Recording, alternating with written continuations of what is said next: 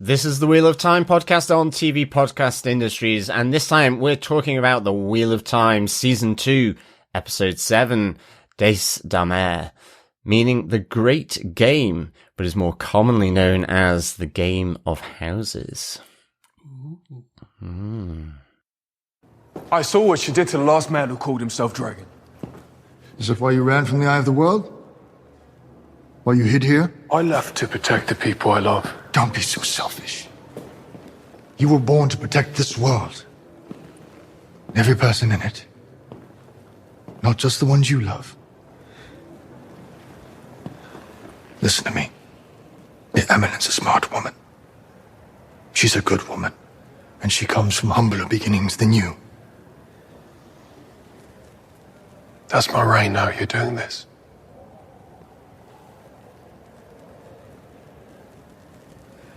There's one rule above all others for being a man.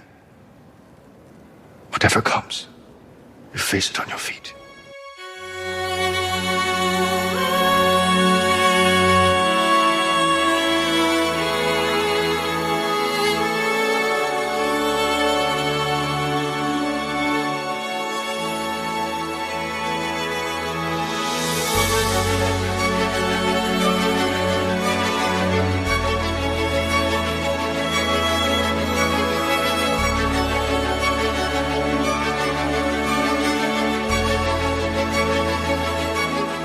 Welcome back, fellow wheelies. Yes, this is the Wheel of Time podcast on TV Podcast Industries. We are looking at episode 7 of season 2 of the Wheel of Time, Daes Dae'mar. I am one of your great houses, John. And rounding out this duo, yes, I am Chris, but I'm in the same room. I can touch him. Oh my goodness, this is so tactile, this podcast today. I can touch a fellow host, which sounds worse than it actually is. Derek is otherwise engaged, or dare I say, he's just being a lazy git. Lazy, let's say. But he is still editing this, so hopefully we don't sound terrible. If we do, it's his fault. Yeah, it's all my fault, to be honest. I have done the setup, so we'll see how it goes. But fellow wheelies, yes, welcome to our episode 7 coverage of Wheel of Time. As I said, yes, this is the Great Game. The meaning of Daes Dae'mar is the Great Game, or the Game of Houses, which sounds like a Game of Thrones type thing. Yeah, but we don't get much in this episode. There's not much political intrigue aside from one small bit. I was expecting more of the kind of the Great Game, but no, there are many other things to discuss in this episode. There certainly are. This was jam-packed. But fellow wheelies, before we get going, remember you can subscribe over on our website at tvpodcastindustries.com, where you can subscribe to any good or evil podcast player of your choice. We also love to get your feedback as well. So you can send in emails to feedback@tvpodcastindustries.com, or you can join and head on over to our Facebook group at facebook.com/groups, of course, /TV Podcast Industries. Yes. And if you want to get your hand on some Wheel of Time goodies, you can enter the Wheel of Time Tavern Quiz. So we'll be giving the question at the end of the episode, or end of our discussion of this, during our Tavern Quiz. And then all you need to do is at the end, once you have all 8 answers to all 8 questions, send them into feedback@tvpodcastindustries.com, and you can be in with your chance, if you get them all right, to Wheel of Time goodies. I feel like a naughty kid with Derek not being here. It's like we're going to drive the podcast into a wall. It's highly true. I'm just like, what else can we do and get away with? Yes, must stay on target, stay on time. Leave spaces. Oh no. We're going to destroy it. We are the dragons reborn. But we must destroy it to make it whole. First, let's get into some episode details. John, do you want to tell us who gave us what, where, and how? Wow, yes, I think I might. Yes, this is, of course, based on the book series by Robert Jordan, and as always, the showrunner is Rafe Lee Judkins. This episode was written by Justine Jewel Gilmer, And she wrote The Flame of Tar Valon on episode 6 of Wheel of Time. So, yes, she is used to this world and returning. And finally, the director for this episode is Sana Hamari, who directed episodes 3 and 4 of this season as well. So again, lots of people who are familiar with the Wheel of Time world. Yeah, and it's good to have them. Like, once you have that writer's room, they have an understanding of who they are, what they are, as well as the director who has, okay, this is the vision I have for Cairhien, this is the one I have for kind of Falme, and they have a set structure and kind of vision, and they stick with it. Exactly. Yeah, good stuff. Well, here's another shocker, fellow wheelies. Chris, would you like to give us the synopsis for episode 7 of The Wheel of Time, Daes Dae'mar? Sure. Matt is abducted for Cairhien by Lanfear and brought to Ishamael in Falme, where he drinks a tea that supposedly shows him who he really is. Nynaeve and Elayne manage to use the sul'dam to take a sul'dam captive after learning from Loial that only sul'dams can approach the kennels where Egwene is held. Perrin and Aviendha meet up with 2 other Aiel warriors, Bain and Chiad, who join them in their journey to Falme. In Cairhien, Rand is brought to Siuan Sanche, who takes him captive, intending to use him as a weapon against the Dark One.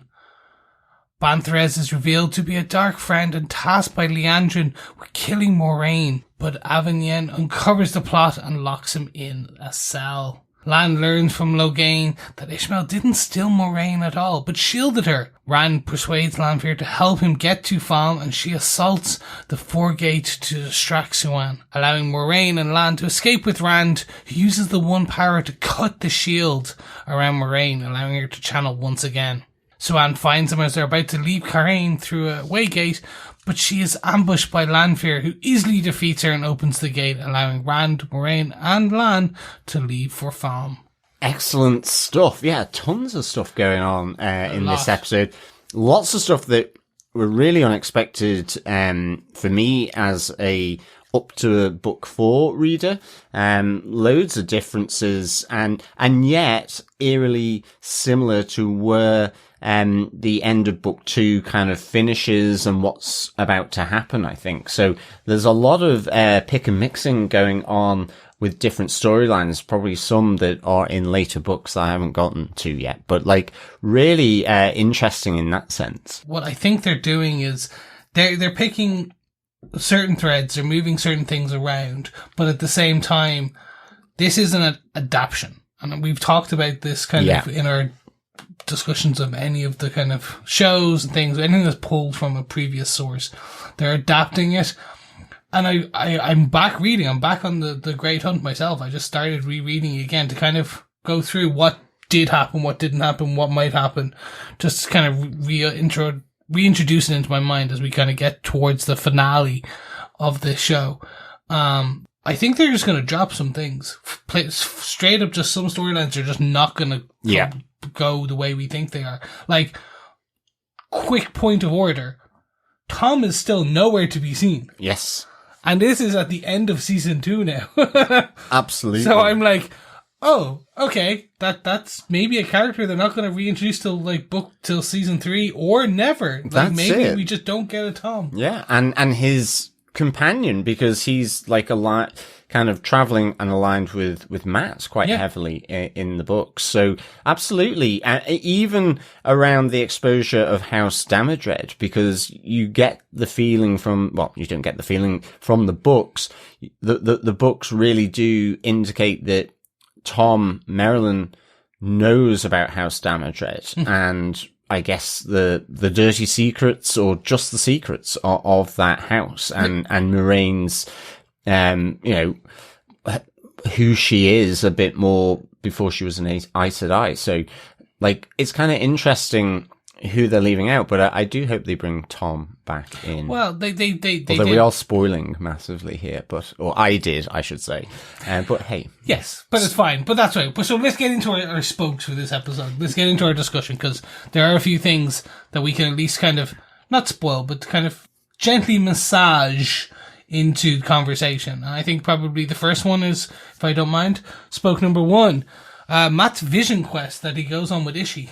Yeah, absolutely. Taken out by Lanfear and taken straight to Falme as he wakes up with his face nuzzled, I should say, into a thick pile carpet or rug there in Falme. So, but ultimately Lanfear doesn't hang around too long there, as Ishamael comes in to make him some, well, potion, I guess, or tea. I love the fact that he says, is this a sex thing or is it a murder thing? Either way, can you stop talking? Yeah, exactly. What is going to happen here? Of course, it's a very different thing altogether, which was kind of interesting and something, I wasn't expecting, or had no idea sort of where it was leading, but it kind of plays on Matt's almost self-loathing of himself and, or shame about his background, his upbringing. He always feels like he's the, dare I say it, the poor, dirty, working class, kind of, member of the group, but not because of him, just because of the different families, with Nynaeve being a wisdom, Rand's, father having been a soldier and is now a farmer. And of course, with Egwene's father being pretty high up in the village, it's that kind of context of him that this self-loathing thing, and it really plays into that, I think. Beyond that, it's just he doesn't feel he has a place. The women have gone off to Tar Valon. Like, they have their story. Perrin went off with the Shinarian to hunt Padden Vane. Yeah. He didn't even feel he belonged prior to that. Yeah, exactly. He was like, before they even went to the Eye of the World, he left them but the Waygate. And ever since then, even since then, because he got thrown into a cell in Tar Valon, he just feels like he is being captured and he doesn't belong. He's put everyone in danger, etc., etc. He doesn't belong with them. So I think the term you use, self-loathing, is the best part, because the thing that Ishamael says, that this age has forgotten so many things, not even just with one power, but even just with this, which is essentially just some form of kind of peyote. Yeah, exactly. It's a peyote tea that he's giving him. But it's magical and mystical because it's going to show him his future or potential futures and different lives and things like that. Yeah, exactly. I mean, so ultimately, it's not a sex or murder thing. It is a tea thing. It's a tea drinking thing. And, is it poison? Is it not? It's quite clearly it's not, but it supposedly allows you to see your real self. I mean, I thought Ishamael's stuff was really interesting. This, again, like with the Wheel of Time, it's this endless cycle, this kind of rinse repeat that he talks about. And he kind of says to Matt, don't you want to ask how to break that cycle? And I guess in this vision quest that Matt gets, it's that he will simply just become like his father, and it will play out in a sense how he's seen it growing up, and where you get his mother basically saying, "You're a damn prick like him," So yeah, it was kind of interesting, really, in seeing that. I mean, we see him being hung as well. So you see him hung, you see him stabbed, you see him stabbing. We just see him dead, just straight up dead on the ground. Sort of being put in a bucket of water, drowned. There's also that one, and then we see him drowning. So it's interesting. So it's either, again, there's definitely one piece in there that is foretelling, kind of the future, it's a hint and a nod for the future of the books. And I won't say which one because there's a few in there. The hard part for me is either he's going to kill or be killed. That's seemingly the jump. It's like, you will either die or you will kill someone, but then, or you'll kill yourself. It was a hard one for me to understand. I was just like, I get it, but I don't know what he learned from it, if that makes sense. Yeah, exactly. Aside from just more, you're either going to kill or be killed, so why keep hating yourself? Yeah, and it seemed ultimately by the end of it that Ishamael had Matt on the hook because he goes, how do I do it? Yeah. How do I break the cycle? Like he wants to know. So it does feel by, the end of this tea drinking ceremony, very different from a Japanese one or a British one, dare I say it. But, it's like, it's that Matt has been hooked by Ishamael on, what he's going to impart on him and how it may, influence him and shape him going forward within this story. So that was kind of interesting. Yeah. And like, it's like, if we're I'm jumping somewhat, but like, if we talk about, Siuan when she's talking to Rand about, their place in the wheel. Matt, Perrin, and Rand are Targaryen. They are the ones that they shape the weave around them. Yeah. Like, they're not just another spoke in the wheel of that drives the kind of wheel around. They're the water that pushes it. Rand more so. Yeah. But, like, even Matt is a huge player in this, and he will be. So it's interesting to see, like, Ishamael is kind of turning him to his side and has already tried to turn Perrin. Yeah. So we're going to see more and more of this. Well, okay, if I can't get Rand just yet, we want Rand. He'll come to us. Well, let's get Matt and let's get Perrin and get them on side. And then, well, actually, we can just make sure that the two other women that are with them, let's just bring them, put them with the Senchan so that they are kind of off the board anyway. Yeah, and maybe, as well, I guess we'll come to it with Nynaeve and Elayne, but in this episode, we do see Egwene showing her power, and that it may be part of the reason why Ishamael, as you say, taking her off the board because she is a powerful channeler. Potentially more powerful than Nynaeve, given that she can also control this and bring it, turn it on just like that. Yeah. So, but having her controlled by the Siuan, although you do hear from Rhaena, her awful torturer and sul'dam, that they at least see themselves on the side of the light. Yep. Even though they have also been infiltrated by dark friends with Saroth. Yeah. And her alliance with Ishamael. So yeah, really kind of interesting stuff here. Again, another piece on the board being or trying to be removed by Ishamael, and in some ways seems like Matt has hooked that. But yeah, I'm really interested to see where they go with Matt as a character in this adaptation. He is a central character in the books, and be it through whatever reasons, be it through the actor or just they chose to take him off the board for XYZ reason, I hope we get more of him in season 3. Me too. Because he's your carousing, charismatic, tomfoolery friend. Yeah, absolutely. He's the one who just gets in trouble, but always manages to get out of trouble. He's always got a smile on his face. Now, part of that is he hates himself, and we know that from the books as well. But the character himself hates himself, but he always has a smile. He's always he's the epitome of someone who's depressed. He hates himself, but he is always the center of the party. Absolutely. And in a sense here, it is his past that has always held him back or made him just the inward loner that he feels himself, whether he is or he isn't. But exactly. But I think we can move on to Spoke 2 here, because talking about the weaves of dark friends in this world, in the different parts of society, Spoke 2, Darkness in House Damodred, in two ways, because we have Liandrin knocking at the door of House Damodred to come in for tea. And I have to say, all the way through this, I was just thinking, oh no, she's just going to weave, daggers and sharp bits of air to kill Anavera and Bathanis. And I was like, oh no. So I was kind of quite on edge all the time as she arrived and just sat down, because you're like, what actually is she going to do here? And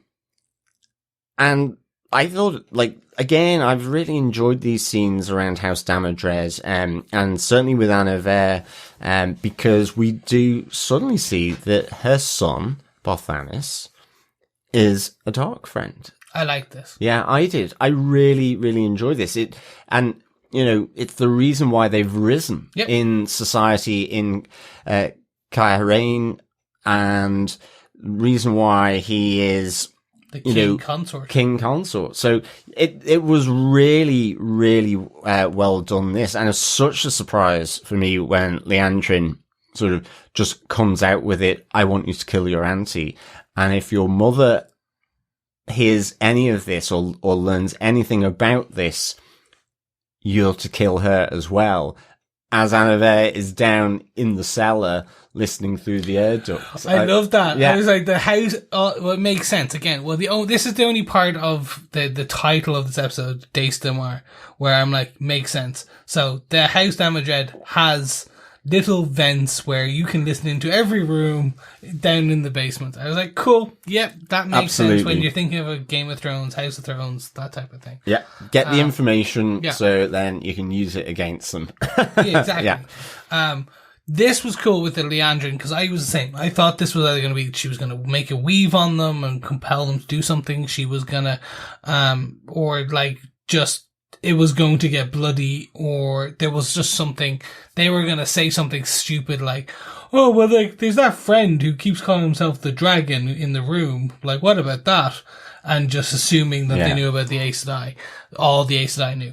I thought it was going to be something, but to see, he's a dark friend, to see that, no, the only reason that he is the king consort is, and the fact that the house has risen so far, it's not because of his mother, not because of him, it's because he is a dark friend. Absolutely. I kind of felt bad for Nynaeve because, you know, I've loved her and Moraine's sort of arguments, conversations. I just think it's been like pure magic, these two great actors, and how they brought so much to those scenes. And I was like, I feel really bad for her now, because he's literally, in telling her that it's down to him being a dark friend, it almost felt like it took all that accomplishment away from her. And I kind of felt a little sorry for her, because I love this character. So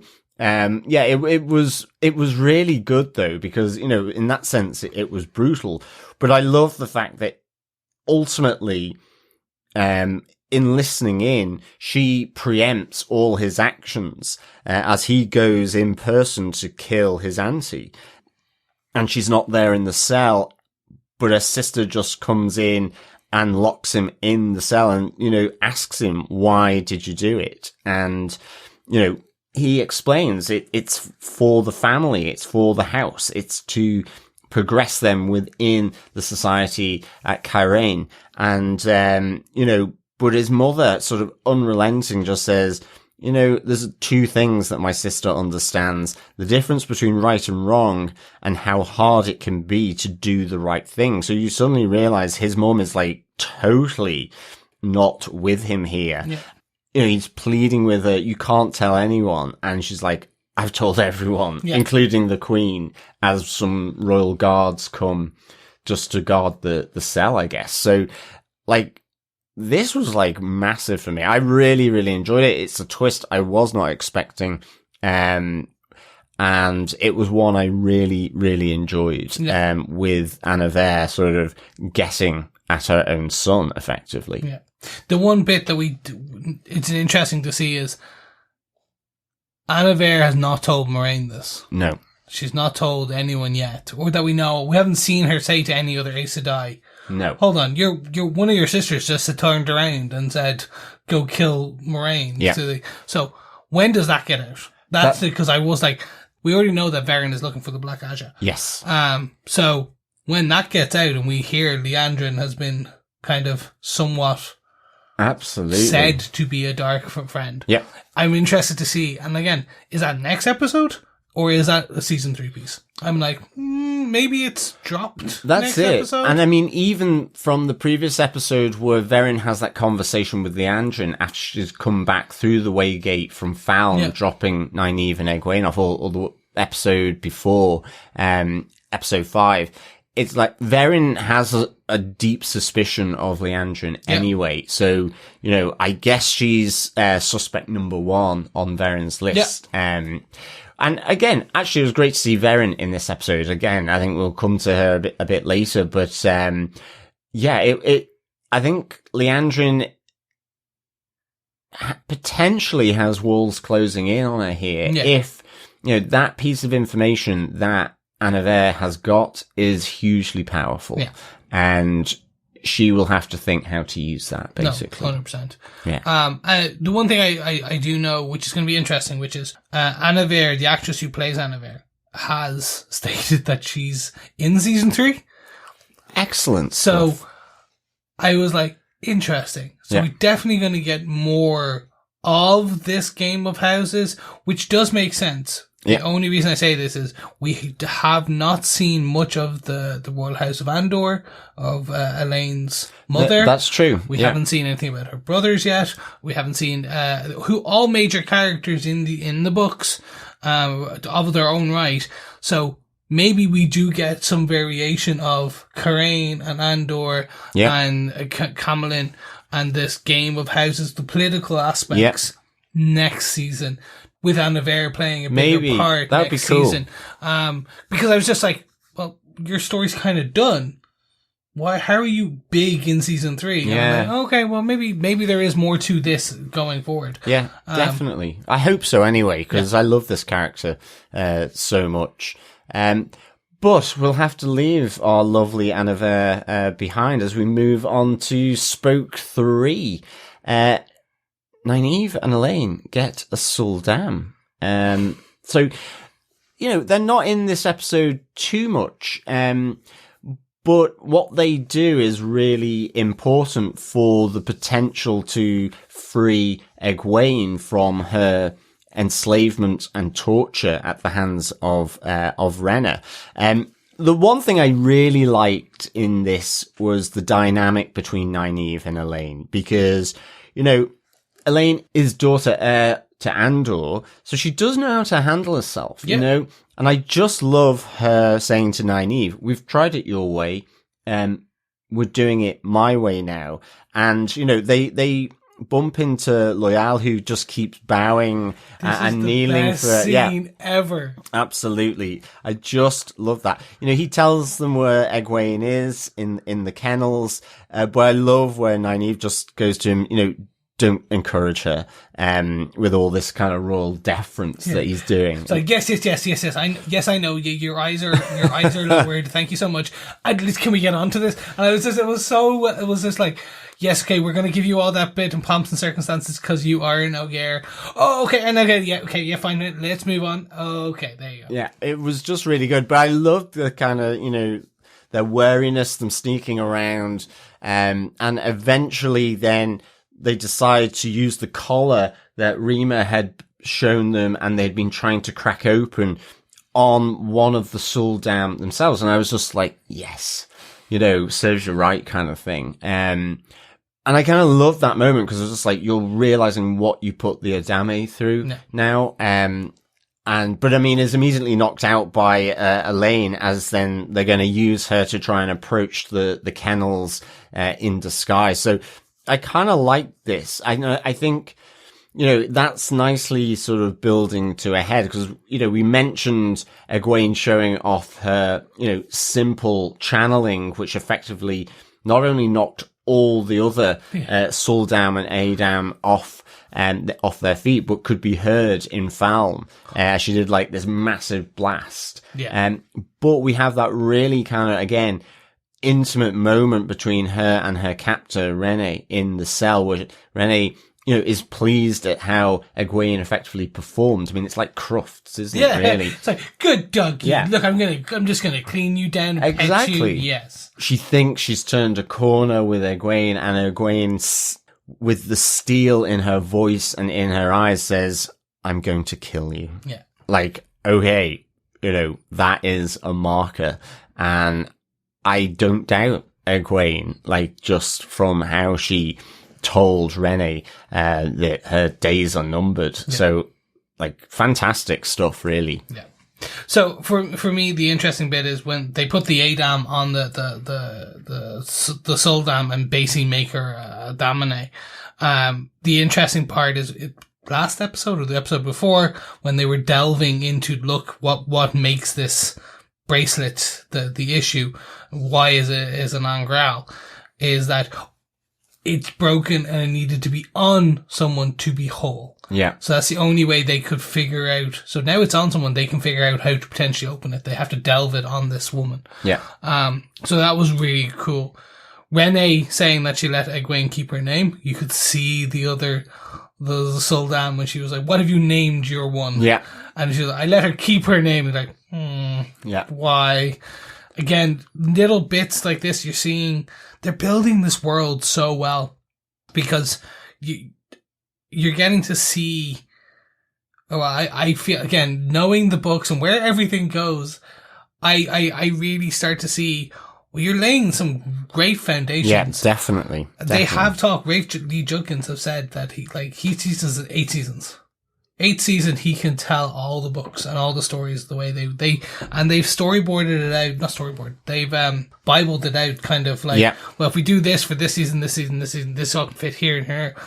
And they are, and the one thing I will say to them is, with the sul'dam, the sul'dam, and the damane, and the shanchan, and how they are building that, and like, the highborn, we had that scene with Loial, and the highborn and the singing, they're starting to show bits and pieces that will play out. If they get season 3, 4, 5, you will as an audience start to see and understand. Yeah. Oh, well, that plays back to this thing from season 2, episode 7. Well, that's it, isn't it? It's like, in a sense, that they've done really well of getting all the pieces, or the majority of pieces, on the board here. Yeah. Then to sort of play within that sort of ball pit of these books and so on. But it's just being done in different ways, because the one thing I'd say so far is that certainly with this episode, there's a huge familiarity with what's happening, but it's slightly different. And I think certainly come on to that with Spoke 4. Moraine versus the Amyrlin seat. Because this is hugely different from the book, at least for me. At the end of book 4, this kind of split that you get, because this episode all starts off saying 20 years ago, with the start of this journey for Moraine and Siuan Sanche, and this was really good, and in particular I loved the vision of the older Aes Sedai Gitara, sort of flashing between her and the birth of Rand, the Dragon Reborn. It was just really good. It just throws you immediately back to season 1 with that fantastic scene of her, difficult scene of her bleeding out whilst giving birth, and Rand coming into the arms of his father. And you have that, and from season 1 as well, you know this secret that they've had, as Gitara, who dies as well at the same time as Rand's mother, said before that, she says, you must not tell anyone. You must effectively help the Dragon Reborn, which seems to go against all these rules, which then come out and play with the Amyrlin seats. Effectively, she's putting Moraine down. It's like, you didn't tell me you were stilled. You've played a game of chance with the world. We've tried it our way. These rules that have been in place at Tar Valon for 3,000 years are there for a reason. So all of a sudden you have the rebel of Moraine and the previous rebel of Siuan suddenly saying, we've now got to go by the book. This is literally in Star Wars lore as though well, maybe not to that extent, but it's almost like someone from the rebellion becomes an imperial officer. It's like, I'm going by the rules now, and our way that we've been trying has meant the world has been put at risk by Moiraine being stilled, as the Amyrlin seat feels, and there's this split in their friendship, but also their relationship that comes about, and it's really kind of played out really well and ramped up through this episode, I think, with, you know, Siuan meeting the Dragon Reborn, meeting Moiraine, effectively, you know, all of this is really good, and it seems like the Amyrlin seat is just like having a go at both of them. Moiraine, because she's just kept this information from her, and Rand, because you haven't learned anything in 6 months. Like, I mean, she basically ends it with, if only you were a woman. Yeah. Which is really fun, because I've already, everything would be easier if the Dragon Reborn was a woman. Like, it would have been just, the whole thing would have been easier, because she would have had Tar Valon to train her and everything. But she's not. She's a he. Yep. He is Rand. I like this split. This is an interesting one. And again, this for me is very interesting because it is completely left of field of the book and everything. And I'm like, I feel that they're doing something here. And again, I don't know whether it's Siuan's under compulsion by Liandrin or something, to kind of go against. I don't know if they think that there's too many ears in House Damodred where they're meeting. Yeah. And that maybe essentially this is an act. They're afraid that, they want Rand to get to Falme to proclaim himself. Yes. So, kind of at the end, Siuan, when she's kind of flopped and they're about to walk through the Waygate, it almost looks like her eyes are open, and it's almost like, I was like, wait, is this you just coming back to your senses, or is this you kind of giving a knowing nod to Moiraine, or what's going on?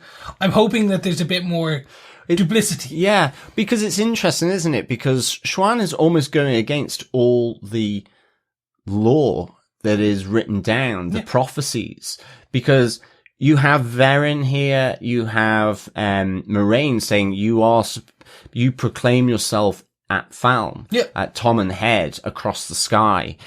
And the Amyrlin doesn't want him going anywhere near there. And so ultimately, as she says to Rand, you know, we are meant to cage you so that you will be our greatest weapon. Rand thinks he's going to be stilled and cut off from the source like Loghain. And the Amyrlin's like, well, my Red Sisters would want to do that, but whilst I'm here, you'll be caged. And effectively, Rand is put in prison. And it weirdly feels very much the same treatment of Rand as the Seanchan are doing to Egwene. Yep. In that sense, you know, we will tell you how to use the one power in the last battle. You know, you'll be caged and it'll be, so it almost feels like the same side of the coin. Yep. You know, and it's really interesting, that they're doing that. And ultimately you then have Rand caged, for pretty much most of the episode until Verin takes it upon herself to do a bit of sneaky a bit of sneaky word work, as Moiraine would say, to effectively come in to take over from Landrin. She's kind of like the mouth of the Amyrlin. She's the keeper. That's the keeper. The keeper of the flame, which is essentially the secretary, but the voice of the Amyrlin seat when the Amyrlin seat's not there, but also just essentially her administrative business partner. She's her receptionist, her secretary, her best practice, but also at the same point her voice when she's not there, because she thinks the whole thing is that she speaks for the Amyrlin, so therefore usually knows what the Amyrlin wants, etc. Yeah. So, but I love the fact, you know, a little porky pie there from Verin to get her to go and sort of put out the flames and to help Siuan, sort of sort of get control of the situation, because we also have Lanfear here coming in, because whilst Rand is caged and in prison, interestingly, she's that powerful that she can access him, or that there is that access there, and he asks for her to help him to get out of the predicament so they can get to Falme, which is where ultimately she wants him to go.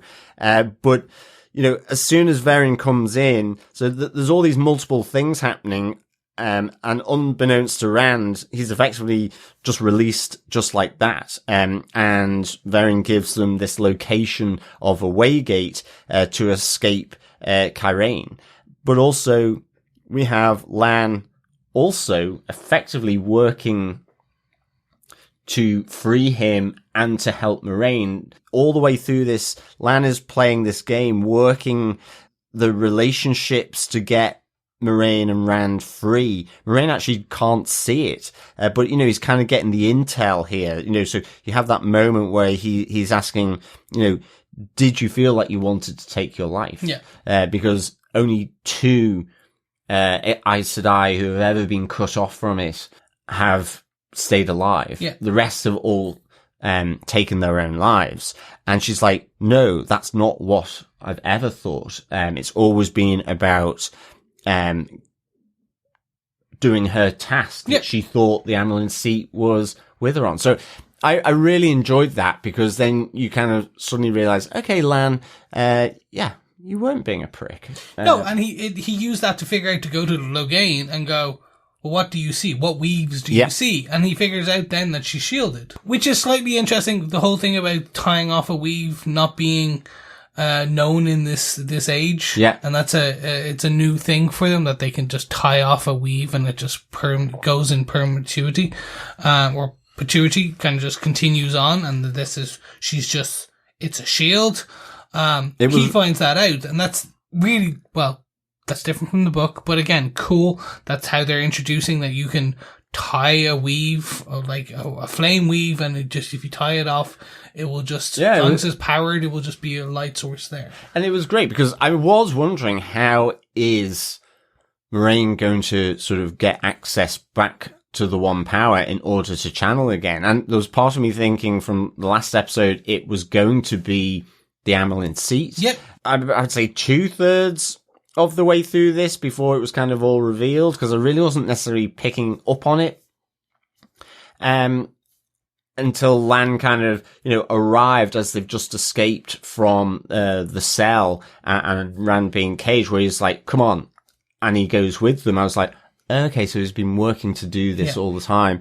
Is it going to be Rand that actually unstills her? And in fact, it ends up being Rand who uses his sort of dodgy channeling. And I did kind of like how the little point was like, okay. It's just like, you do not have the ability to unravel this weave, so just cut it. And I was like, oh, this is either going to, like, it's just going to end like he cuts slightly too far. Yeah. It felt like where you've got to sort of chop, like in a zombie movie, where you've got to chop someone's hand off because they've been bitten on the hand. And it's like, oh God, they're not going to be able to do that. It's kind of feeling its way. But he is the one ultimately that releases this knot, so that, or cuts through the knot, so that then she can access and feel the one power again. Yeah.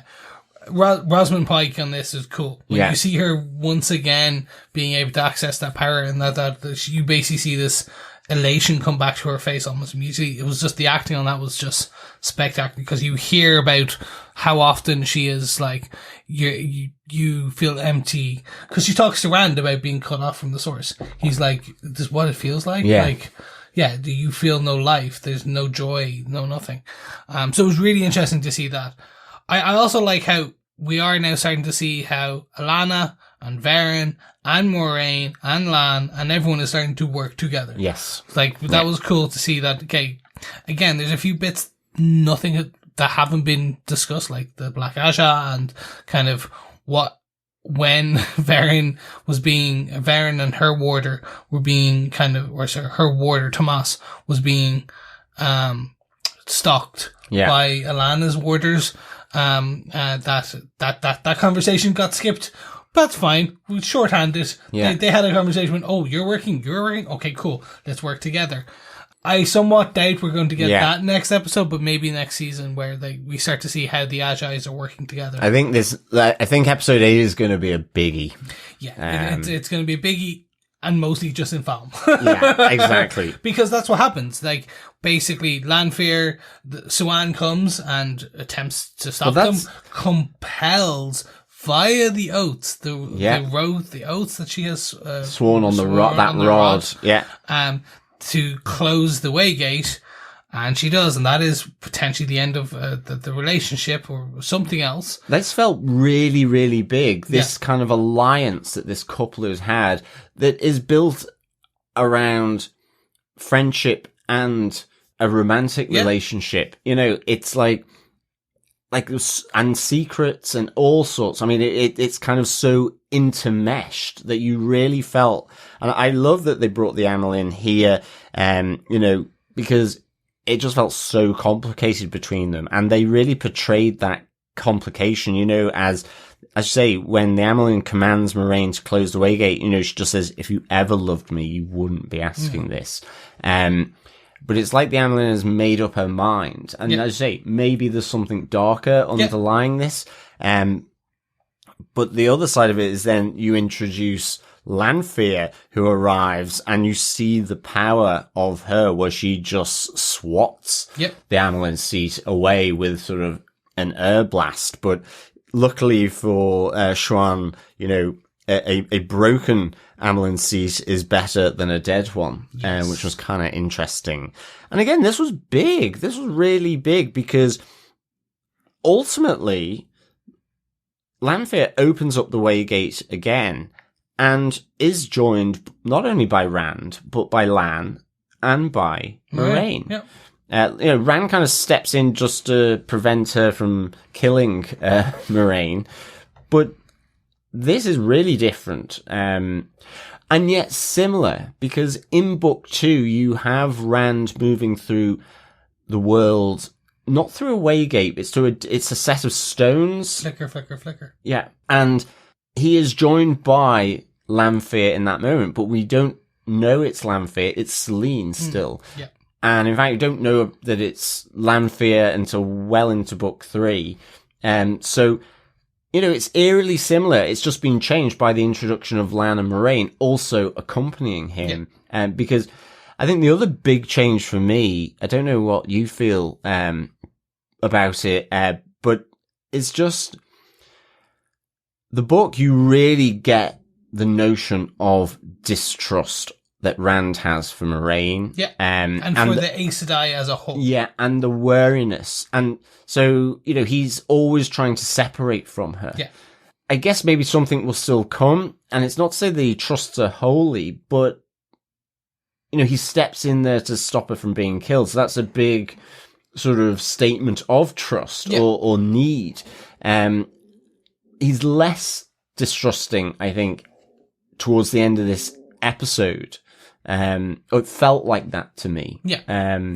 But he can, obviously, there's a long way to go, and that can come out much more, you know, in other episodes, other seasons. Yeah. Part for me that they're kind of not going is the madness, which is in the books, the madness that comes with channeling as a man. Like, we start to see Rand talk to himself, just not trust everyone. Yeah. Really kind of distrust the Aiel seat, the Aes Sedai, and Moiraine, to the fact that he feels he's being controlled and kind of set on a path, which he is. He is being pushed towards this prophecy. Yeah.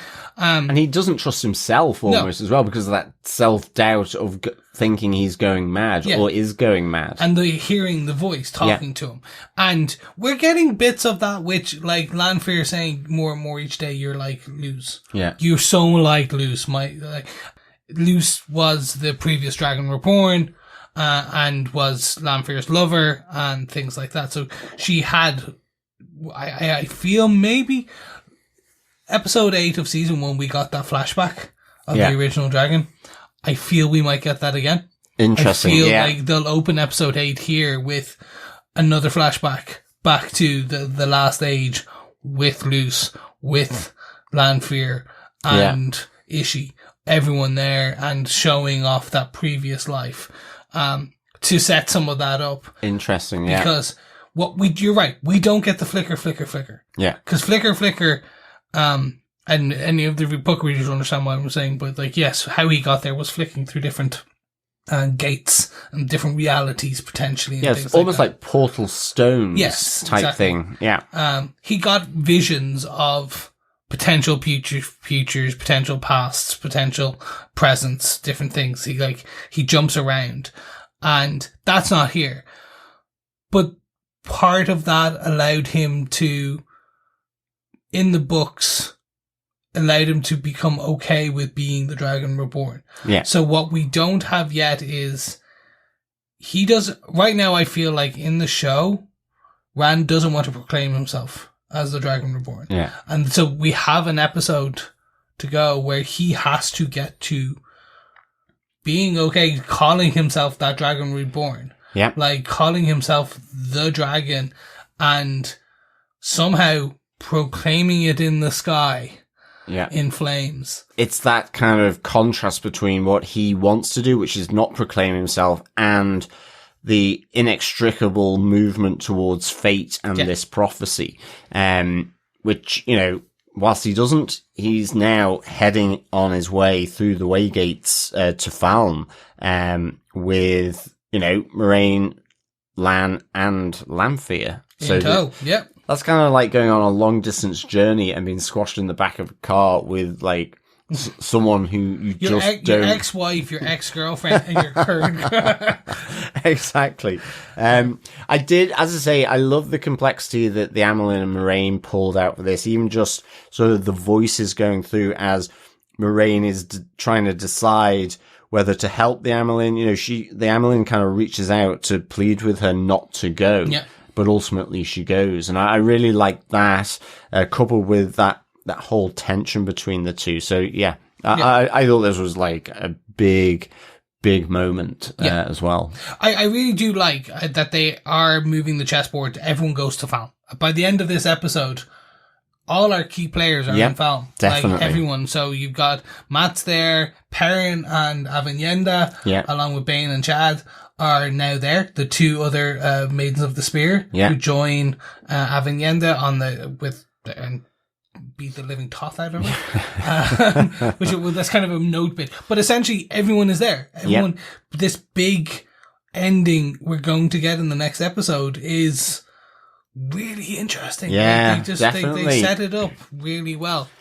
Excellent stuff. I think, fellow wheelies, yes, that's our 4 spokes for this episode. A big episode with a lot of stuff going on in it, and of course leading to Tom and Head and Falme, which cannot wait to see what comes out in episode 8. But before we move on to our final thoughts, any notes from the episode, Chris? Just a quick one. We are introduced to Bain and Chiad, two others, Maidens of the Spear, 2 other Aiel, with Aviendha and Perrin kind of walking to Falme.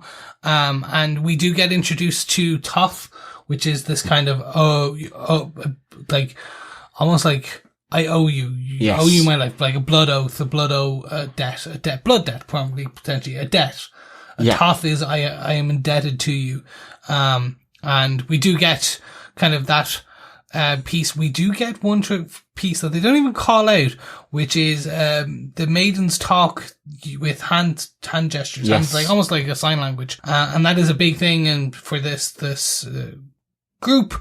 And we see it here. Like, they talk to each other with this, maiden talk or kind of sign language.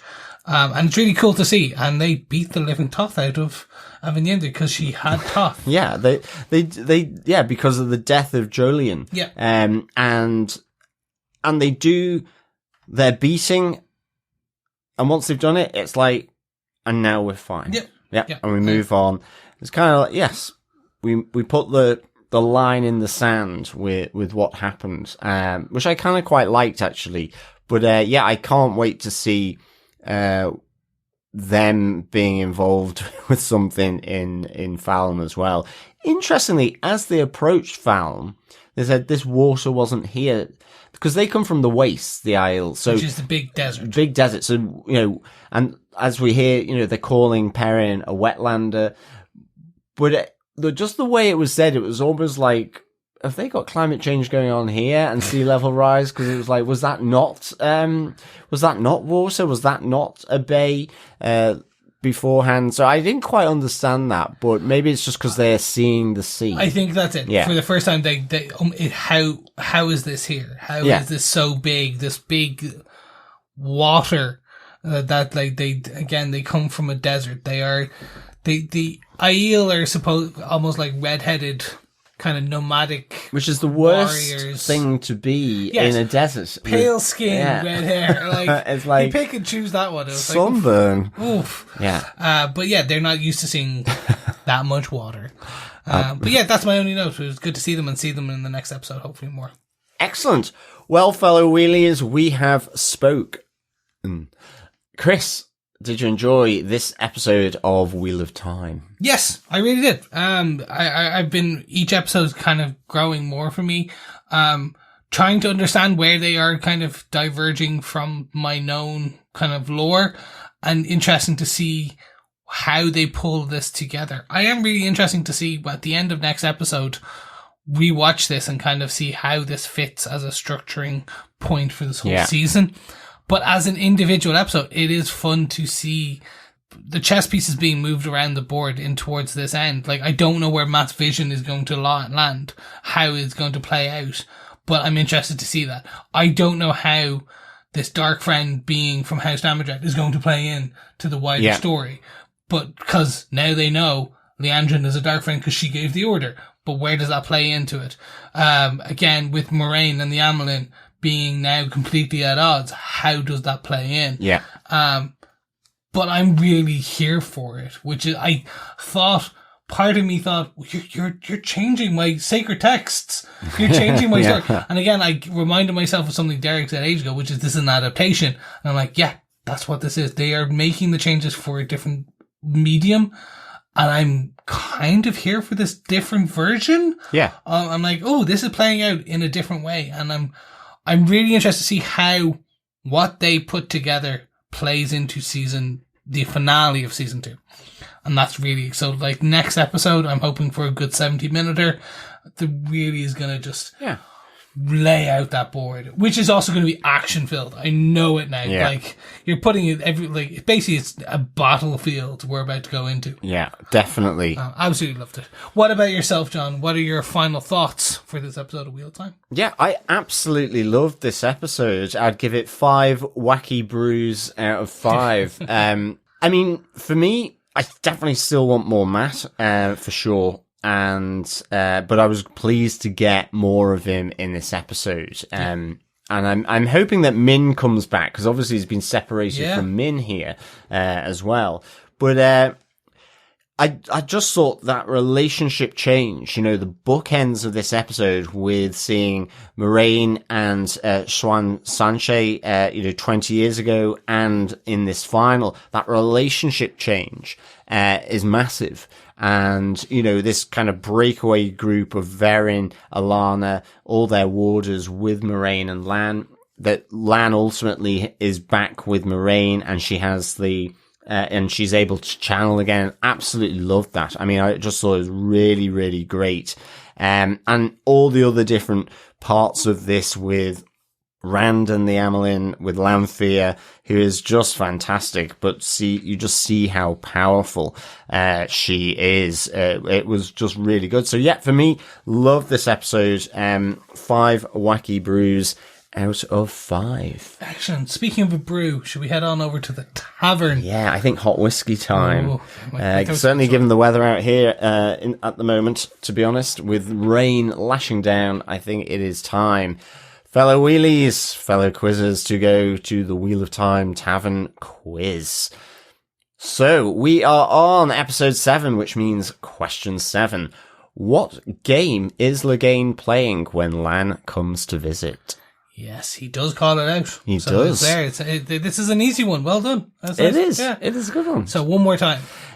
What game is Logain playing when Lan comes to visit? Excellent. Answers on the back of a postcard. When I've been a postcard, it is an email to feedback@tvpodcastindustries.com at the end of the season. When you have all 8 questions, send in all the answers and you can be in with your chance to win some Wheel of Time goodies. Absolutely.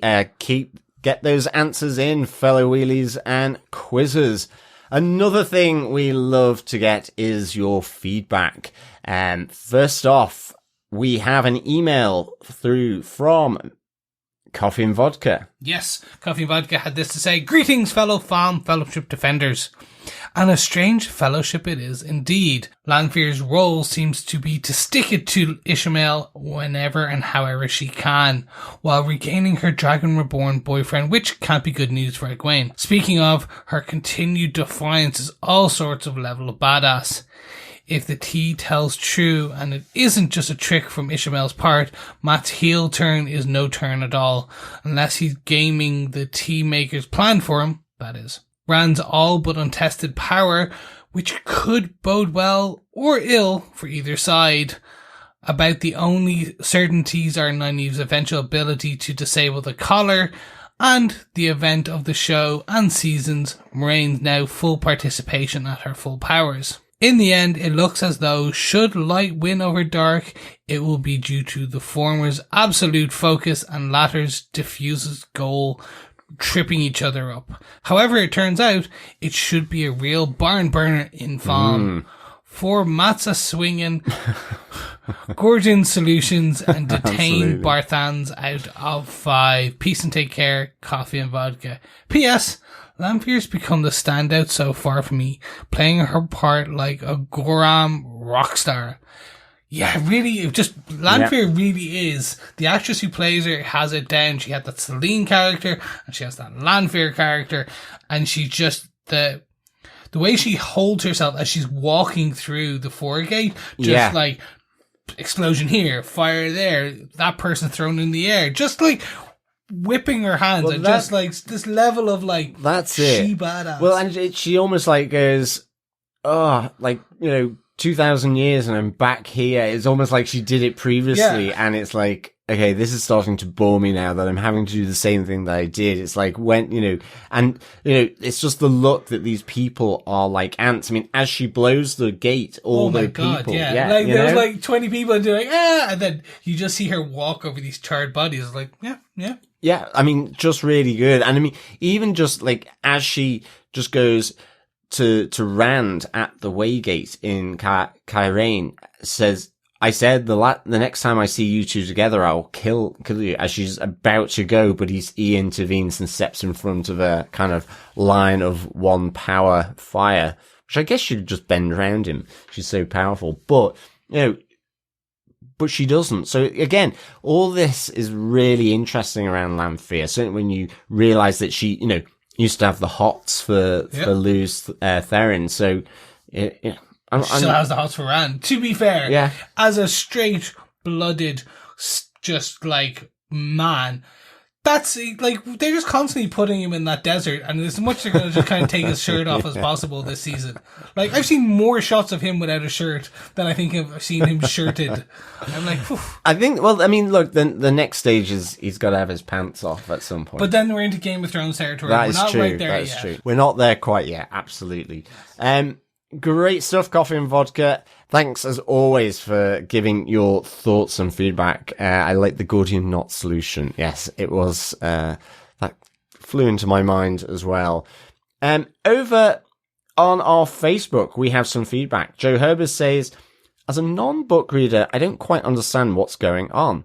I guess I understand why Rand asked Lanfear to get him out, although she's destroying the town. But then I don't understand why Moiraine and Lan went with them through the gate, or why Lanfear let them. It's hard to see how all the separate plots are to come together in the season finale, so maybe they won't. Why does anyone other than his friends care about Matt? How does Perrin's story relate to the others? It all seems disjointed. Thanks, Joe. I think it's part of, what Robert Jordan has done here. I mean, to me, this is almost a bit like the antithesis of the Fellowship in the Lord of the Rings. But even the Fellowship was disjointed, but stayed together. This is that actually Mat, Perrin, Rand, Nynaeve are such good friends, such close friends, but they're always separated. Yeah. And doing their other things. But that because they're Ta'veren, they are shaping the overall Story. goal and wheel and thread that is coming through, but separately. And then there are points that they will come together. So all these different stories are going to focus on Falme here. They're all moving in that direction. And that's part of this kind of, the inevitability, the fate side of things. So I think that's, part of it. So hopefully it won't be as disjointed. I think with Mat, ultimately Mat is this outsider. And so I guess they're friends. So everyone can always have an outsider in their group. But I think, I definitely want to see more of Mat in the series. I do feel of all of them, he's probably had the shortest amount of screen time. And I think, in terms of their stories, it's ultimately how they shape the story. So with Perrin's story, it's his wolf brother power and how that, and his history and his personality and how that shapes the weave. With Mat, I don't think we've seen as much of it yet. Yeah. Certainly part of it is his overriding sense and context, I think, of being, possibly ashamed of where he came from or, frightened at becoming his father. And what we haven't seen here is how his gambling, his use of the die, the playing of the cards, how, in a sense, Mat is a master of chance. Yes. That's not really come through. And so I think ultimately all these weave together to, I think, effectively what will come in episode 8. So hopefully it'll feel less disjointed then. Yeah, I think that it's 100% what you're talking about. Like this whole thing, all the books, all the stories has always been, here are the 5 separate stories. And it is, Rand is the dragon, but they are all different parts of the story. And they, for large swaths of the books, they are separate, doing their things, and when they come together, big things happen. So again, in Falme, big things are going to happen. I don't think everything is going to kind of be wrapped up because we know we have season 3. They're bringing the story forward. Yeah. So there will be parts that just are not. But I think majority of the bits will be kind of wrapped. I can see where they're going with 1 or 2 bits. But I honestly think some of it is just going to be, and now into season 3, guess what? This is going to happen. So wait and see. I think you'll really enjoy it. I hope so, because if you don't enjoy it, probably neither will I. But anyway, thanks so much for your feedback. We also got some feedback from Dr. Bob Phillips, who had this to say. 30 minutes in, I don't see how they can end the series 90 minutes from now. 58 minutes in.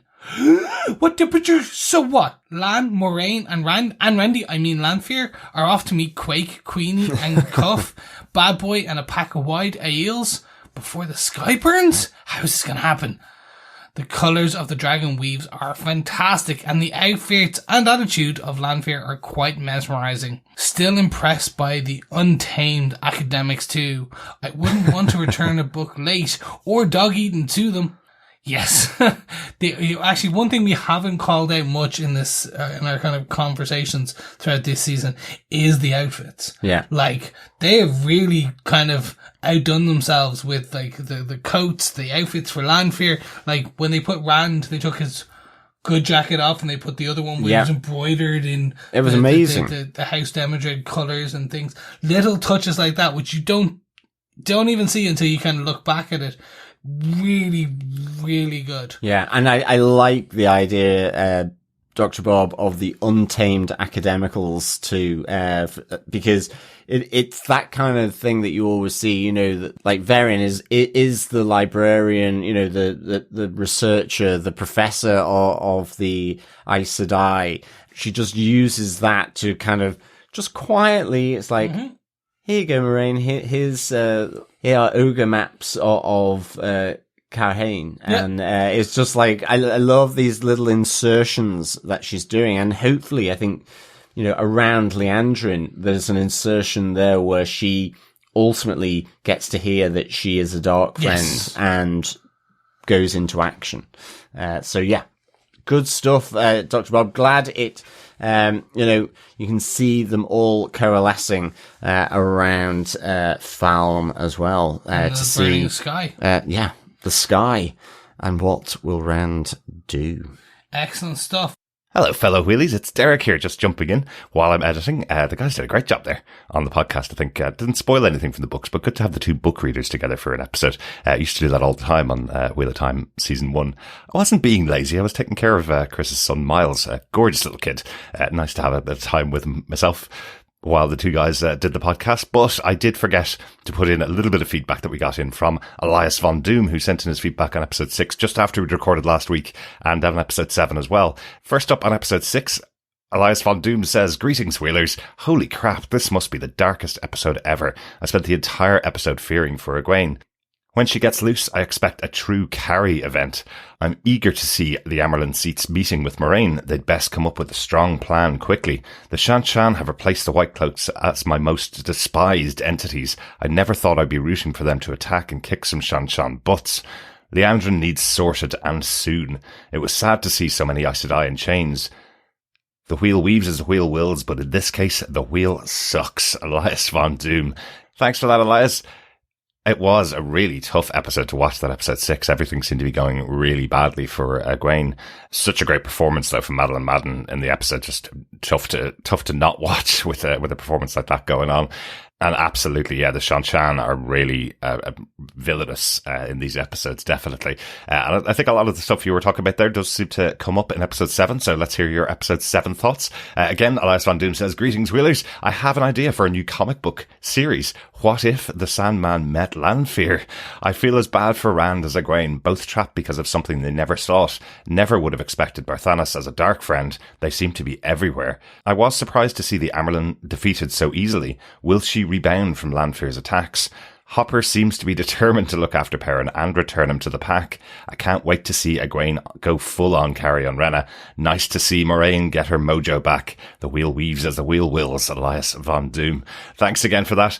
Yeah, I think you're totally right. You said it in your feedback there. Egwene going full carry on Rena. Yeah, I can really see Egwene taking everything out on her. It's good to see in this episode, the guys were talking about, where we see Elayne and Nynaeve making steps towards freeing Egwene, hopefully, because in her threat to Rena in this episode, you can really see that Egwene is going to really kick her butt too.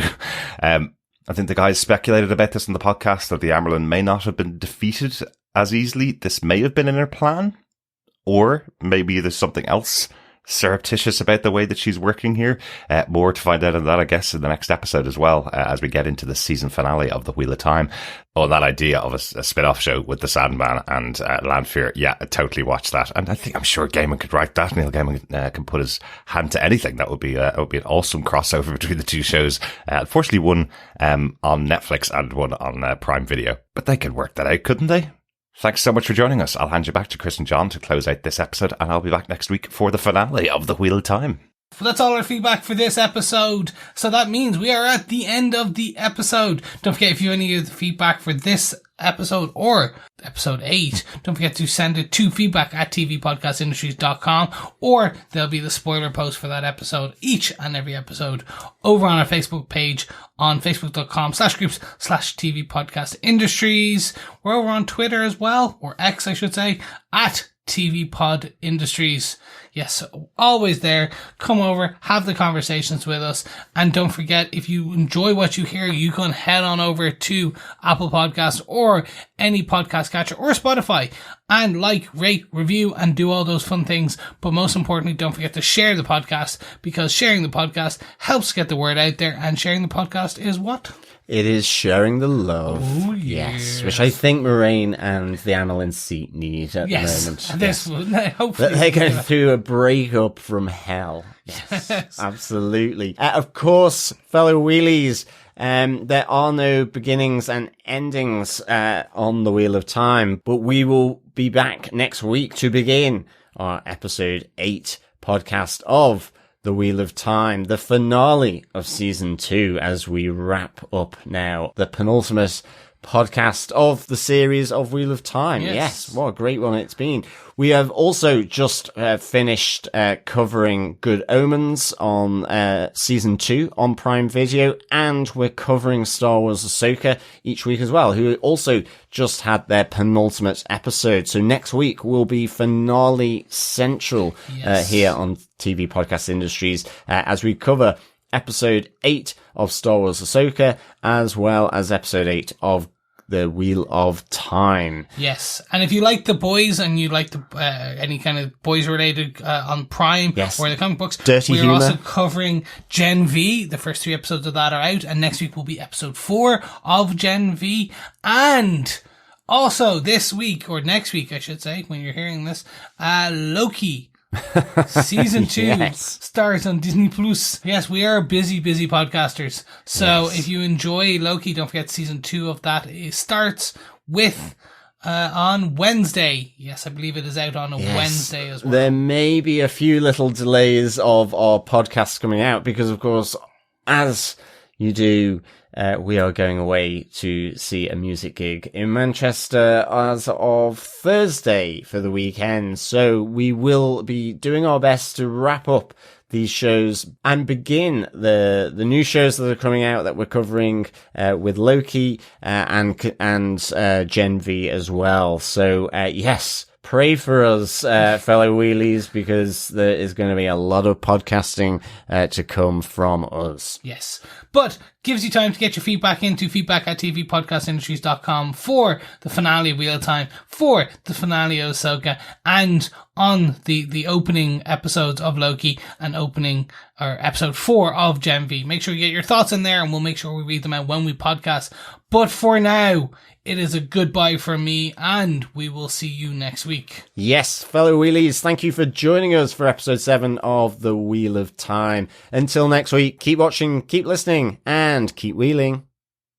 Bye.